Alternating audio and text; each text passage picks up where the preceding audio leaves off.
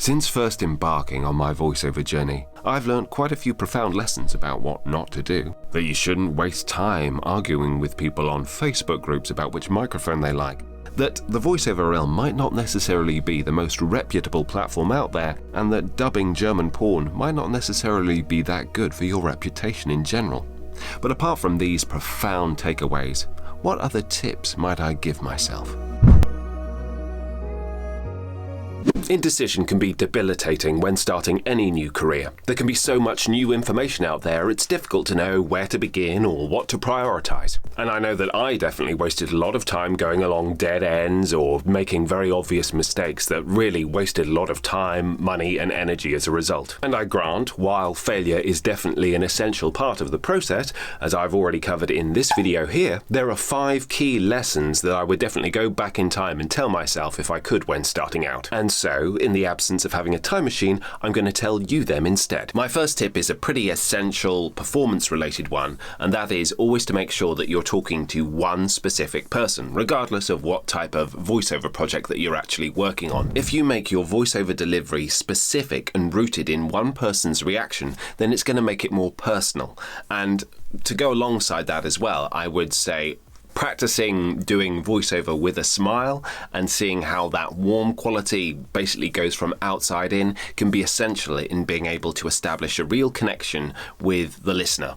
As with any form of acting, really, being specific in who your audience member is and what they want and what kind of reaction that you're wanting to get from them is incredibly crucial, and something that I wish I prioritized more rather than sounding good at the beginning of my career. My second tip is also performance related, and that would be always work out what the subtext is.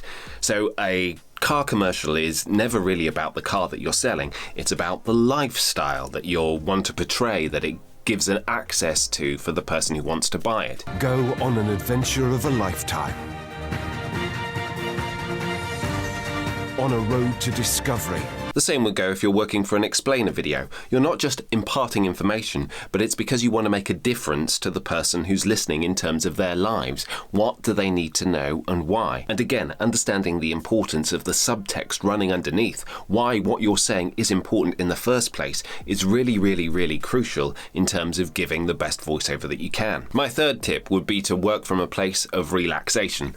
And this really comes down to the fact that when we're starting out especially, we want to get things right. And when we want to get things right in a career that prizes speech, generally we want to speak very clearly. And in a career that focuses on the spoken word, that usually results in us speaking very clearly and sometimes over-enunciating. And I certainly found that coming from stage work, where I did a lot of articulation exercises, so there were a lot of plosives going on and everything like that. That meant, as a result, I sounded quite reedy when I started out, because I was pronouncing every single word, which is not what we do in real life and in speech.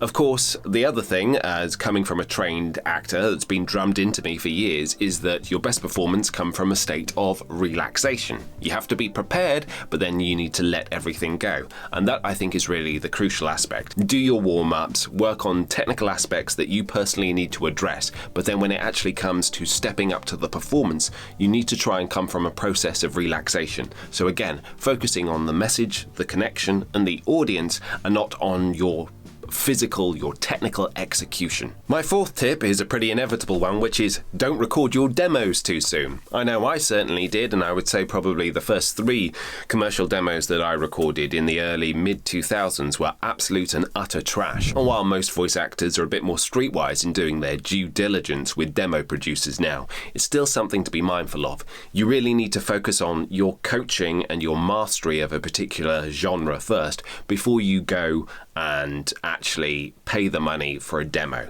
because otherwise you'll be like me, someone who has to constantly re-record their demos because they're not good enough and you can't really salvage much from them. You need to have a clear understanding of the genre in question. You need to know where your voice fits within that genre, and you need to know the extremes. What is your range within that genre? Not so that you display range for range's sake, but so that you can set very clear parameters about what reads are going to serve you best as a marketing tool. And my final tip would be, you can do it yourself. When I started out on my voice acting career, I came very much from an actor's perspective, that there were certain gatekeepers, i.e. agents and casting directors, that I needed to get on board with in order to really properly make progress. And to a certain extent that is true. But as well as cultivating those very important relationships, there are many other ways that you can actually source voiceover work, and you don't even need to have a demo in order to be able to do that now. With things like Fiverr and freelancing websites, there's a way of being able to cultivate and monetize voiceover work from an early stage and actually build yourself up. Or alternatively, you can go through the whole pay-to-play route, and also, of course, most crucially, you can use direct marketing to really create one-to-one relationships with clients that nobody else owns in terms of the relationships, so they're yours, and it's a relationship that you can build progressively as a result. Obviously, there's actually a laundry list of different things that I wish I could tell my former self when starting out, but these were the 5 that I think would have probably made the biggest and quickest difference in getting my voiceover career up and running. I hope you've enjoyed this video and found it useful. If so, please do like, subscribe, please do comment below if there was something specific that you found particularly useful when starting out, or that you wish you had a time machine to tell yourself when you were starting out in the first place. Thank you for watching so much as ever, and I look forward to seeing you next time.